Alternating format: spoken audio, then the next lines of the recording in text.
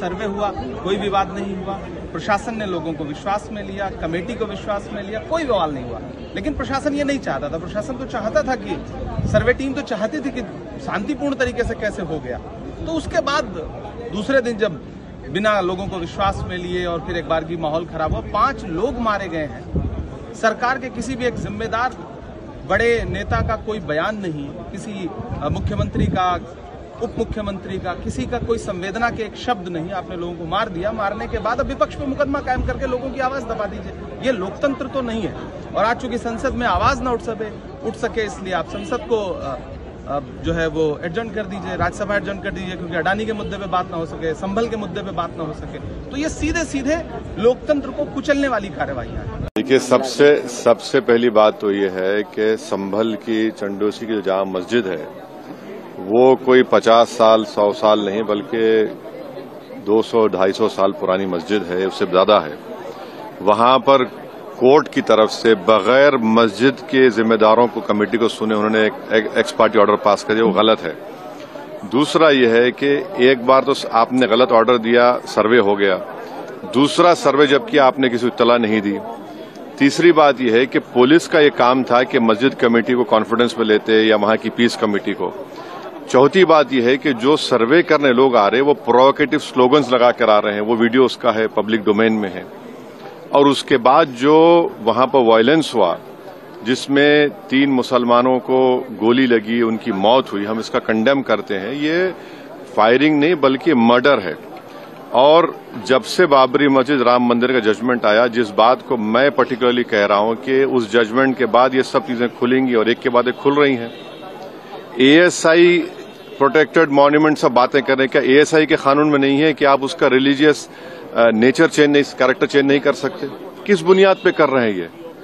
और आप किस बुनियाद पर अपने फेथ को दूसरों पे थोपेंगे? भाई, कानून कोई चीज है ही नहीं है।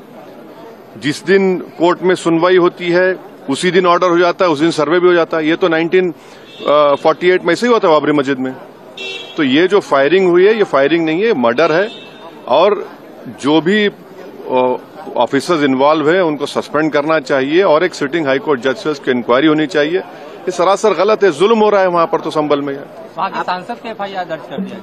आप जिस पे चाहे कर लीजिए भाई, जिस पे भी चाहे कर लीजिए, जज आप, जूरी आप, सब आप, तो बचेगा क्या फिर? अब सर, जेपीसी में आप लोगों ने समय मांगा है, क्या कहेंगे? जी, जैसा अभी आपने हमारे डेलीगेशन तरफ से बोला गया है, मैं उसको रिपीट करना नहीं चाहता। मगर स्पीकर साहब ने बड़ी इत्मीनान से हमारी पूरी जितने मेंबर्स 11 नॉन बीजेपी एमपीज गए थे उनकी बात को सुना। वो बोले कि इसके ऊपर कंसिडर करेंगे और हमको उम्मीद है कि ऑनरेबल स्पीकर साहब इसका टेन्योर बढ़ाएंगे। क्योंकि आप देखिए, बंगाल नहीं गई कमेटी, बिहार हम लोग नहीं गए, उत्तर प्रदेश में शिया वक्फ की प्रॉपर्टीज को हमने नहीं देखा। तो ऐसे कई, दिल्ली के मंत्री को बुलाना है, ऐसे कई स्टेट्स है जहां पर कमेटी को जाना चाहिए। वो स्टेक होल्डर्स हैं, उनकी बात को सुनना बहुत जरूरी है।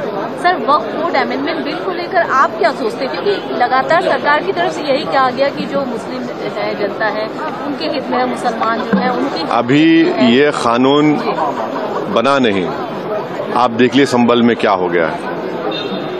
अभी ये कानून बना नहीं है। आप देख रहे हैं कि हर जगह पे बोल दिया जा रहा है कि नहीं, ये यहाँ पर 500 साल पहले मस्जिद नहीं थी।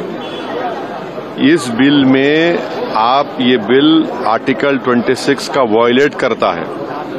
ये संविधान के फंडामेंटल राइट का 26 का ग्रेव वायलेशन है। ये बिल कलेक्टर को इतने पावर्स दे रहा है कि कलेक्टर तय करेगा कि कौन सी वक्फ प्रॉपर्टी है नहीं है। ये कैसे होगा?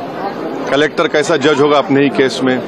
तीसरा, आप किस बुनियाद पर इस बिल में आप नॉन मुस्लिम को मेंबर बना रहे हैं? जितने धर्म की बुनियाद पर, चाहे वो हिंदू धर्म के एंडोमेंट बोर्ड्स हो, चाहे दिल्ली का SGPC हो या उसका एक्ट हो, या क्रिश्चियंस के जो भी उनके धर्म के संस्थाएं हैं, वहां पर तो कोई उसी धर्म का आदमी मेंबर बनता है।